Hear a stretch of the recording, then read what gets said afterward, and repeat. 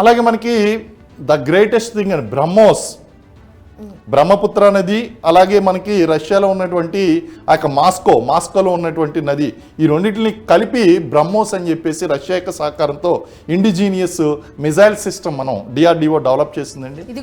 Nuclear war head. It is a nuclear war head అండి. ఇప్పుడు పాకిస్తాన్ భయపడవలసింది దేని గురించి అంటే INS విక్రాంత్ నుంచి కూడా దీన్ని లాంచ్ చేయగలం మనం.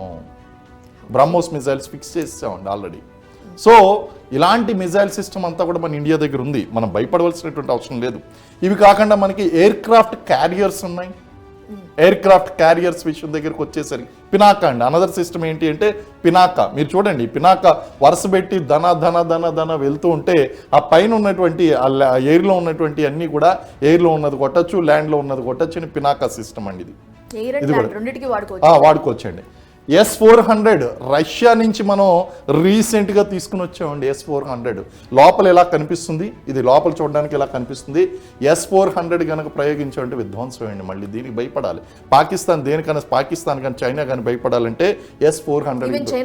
China also has to this thing అండి. సో అలాంటి విధ్వంసాన్ని సృష్టించేటువంటి ఇవన్నీ కూడా అండి S-400 వెపన్. అలాగే ఎయిర్ క్రాఫ్ట్ క్యారియర్స్ దగ్గరికి వచ్చేసరికి ఇప్పుడు మీరు చూస్తున్నటువంటి విజువల్ ఏదైతే ఉందో INS విక్రమాదిత్య. మనకి 2 ఎయిర్ క్రాఫ్ట్ క్యారియర్స్ ఉన్నది. ఒకటేమో INS Vikramaditya and another is INS Vikrant. ఈ 2 కూడా విక్రాంత్ని ఆల్రెడీ మనం అరేబియా సముద్రంలో ల్యాండ్ చేస్తాం, పాకిస్తాన్కి దగ్గరగా మూవ్ చేస్తాం. ఏ టైంలో ఉన్నా సరే ఎయిర్ క్రాఫ్ట్స్ మూవ్ అయిపోతాయి. అలాగే INS విక్రమాదిత్య కూడా, ఇది కూడా చాలా ఇంపార్టెంట్ ఎయిర్ క్రాఫ్ట్ క్యారియర్ అండి. ఎందుకంటే ల్యాండ్ నుంచే కాదు, అవసరమైతే సీ నుంచి కూడా టేక్ ఆఫ్. చూడండి అది ఎయిర్ క్రాఫ్ట్ ఎంత పెద్దది ఉన్నది చూడండి. అక్కడ మీకు హెలికాప్టర్లు కనిపిస్తున్నాయి, అలాగే ఎయిర్ క్రాఫ్ట్స్ కనిపిస్తున్నాయి, సిస్టమ్స్ కనిపిస్తున్నాయి. ఇవన్నీ కూడా ఇట్స్ వెరీ హ్యూజ్ అన్నమాట. అవునండి.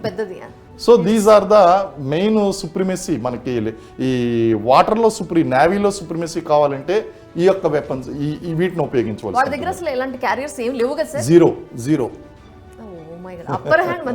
అదే అంటున్నా. అందుగురించే మన యొక్క టోటల్ పవర్ కనుక మనం చూసినట్లయితే, వెపనరీ పవర్ కనుక చూసినట్లయితే ఇట్స్ రియల్లీ గ్రేట్ అనమాట.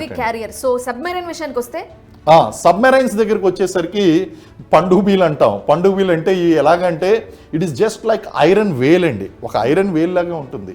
గుట్టు చప్పుడు కాకుండా వెనకాల మోటార్ నడుస్తూ ఉంటుంది, వెహికల్ నడుస్తూ ఉంటుంది, ఆ జనరేటర్తో నడుస్తూ ఉంటుంది, లేదా డీజిల్తో నడుస్తూ ఉంటుంది.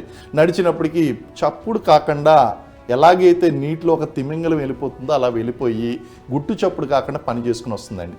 ఇక్కడ నుంచి అవసరమైతే న్యూక్లియర్ వెపన్స్ లాంచ్ చేసుకోవచ్చు, లేకపోతే వార్ షిప్స్, వాళ్ళకి ఉన్నటువంటి వార్ ఫ్రిగేట్స్ ఏదైతే ఉన్నాయో ఆ ఫ్రిగేట్స్ని మనం బ్లాస్ట్ చేయొచ్చు.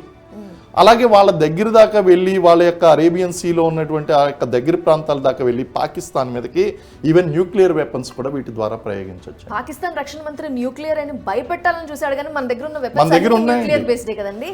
అవును, అన్ని కూడా న్యూక్లియర్ బేస్డ్ ఉన్నాయి. ఇంకోటి కూడా ఇందాక నేను అన్నాను, నేను లొకేషన్ ఇప్పుడు నేను చెప్పదలుచుకోలేదు, ఎందుకంటే ఎవ్రీబడి నోస్, అది పబ్లిక్లో కూడా ఉన్నది ఆ ప్లేసు. ఆ ప్లేస్లో కనుక చూస్తే రెండో కంటికి తెలియకుండా మన న్యూక్లియర్ ఎన్ని అప్లోడ్ చేసేటువంటి సబ్మెరైన్ ప్రాజెక్టు లాస్ట్ 10 years బట్టి నడిచిందండి. ఆల్రెడీ కమిషన్ అయిపోయిందండి.